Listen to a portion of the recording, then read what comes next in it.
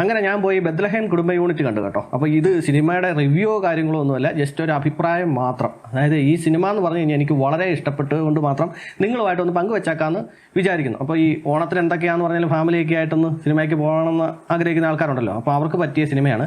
ബുദ്ധിജീവികൾക്ക് പറ്റിയ സിനിമയല്ല കേട്ടോ. അതായത് ഈ സിനിമ അയ്യോ അതങ്ങനെയാണ് ഇങ്ങനെയാണ് അതിനകത്തോട്ട് കയറിയിട്ട് ഭയങ്കരമായിട്ട് നോക്കുന്ന ടീംസിനൊന്നും പറ്റിയ പടമൊന്നും അല്ല.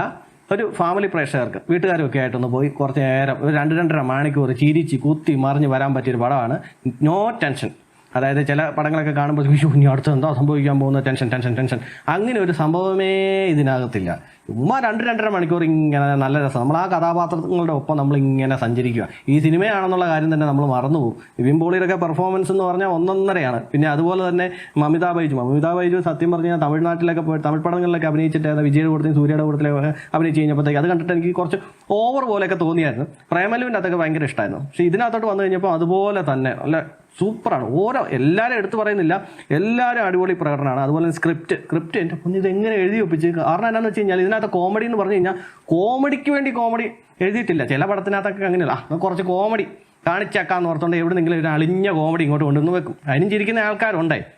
പക്ഷേ അങ്ങനത്തെ കോമഡി അല്ല, സ്വാഭാവികമായിട്ട് നമ്മൾ സംസാരിക്കുന്നതിൻ്റെ കൂട്ടത്തിൽ നമ്മുടെ ജീവിതത്തിൽ സംസാരിക്കുമ്പോൾ ചില സിനിമകളിലെ ഡയലോഗൊക്കെ പറയുന്നുണ്ടല്ലോ, അതും എടുത്തു പറയേണ്ടതാണ്. അതും മുഴച്ച് നിൽക്കുന്നില്ല. ചില സിനിമകൾക്കകത്തെന്ന് പറഞ്ഞു കഴിഞ്ഞാൽ ചില സിനിമയ്ക്കകത്തെ സാധനങ്ങൾ അതുപോലെ തന്നെ എടുത്തിട്ട് ആ ഡയലോഗ് അങ്ങോട്ട് പറയിപ്പിക്കുക, ചിരിപ്പിക്കാൻ വേണ്ടിയിട്ട് നമ്മളെ എന്ന് പറഞ്ഞ പോലെ ഒന്നുമില്ല. ഇത് നൈസായിട്ട് അങ്ങോട്ട് പോവുക ഈ പടം.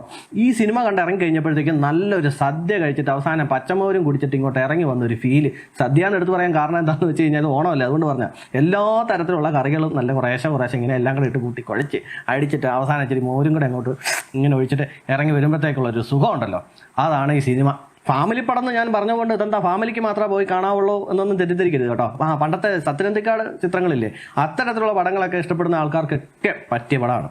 2-2.5 മണിക്കൂർ പോകുന്നതേ അറിയുന്നില്ല. ഈ സിനിമ തീർന്നു കഴിയുമ്പോഴത്തേക്കേ ഇത് കുറച്ചും കൂടെ ഉണ്ടായിരുന്നെങ്കിൽ, അതായത് വീണ്ടും ഒരു 2 മണിക്കൂറും കൂടെ ഉണ്ടായിരുന്നെങ്കിലും ഇരുന്ന് കാണും. അത്രയ്ക്കും രസം അങ്ങനെ ഇരുന്ന് കാണാനായിട്ട്. നിവിൻ പോളി എന്ന് പറഞ്ഞ നടനെ എടുത്തു തന്നെ പറയണം കേട്ടോ. പുള്ളി ഈ ഹ്യൂമർ കൈകാര്യം ചെയ്യാമെന്ന് പറഞ്ഞാൽ ഉണ്ടല്ലോ, ചില ആൾക്കാരൊക്കെ ഹ്യൂമർ ചെയ്യുമ്പോഴത്തേക്ക് മുഴച്ച് നിൽക്കും. ഇതങ്ങനെയില്ല, നാച്ചുറലായിട്ട് അങ്ങ് പോവുക. ചില എക്സ്പ്രഷൻസ്, ചില നാണം കാണിക്കുന്നത് എന്നൊക്കെ പറഞ്ഞാൽ നിവിൻ പോളി വേറെ ലെവലാണ് കേട്ടോ ആ കാര്യത്തിൽ.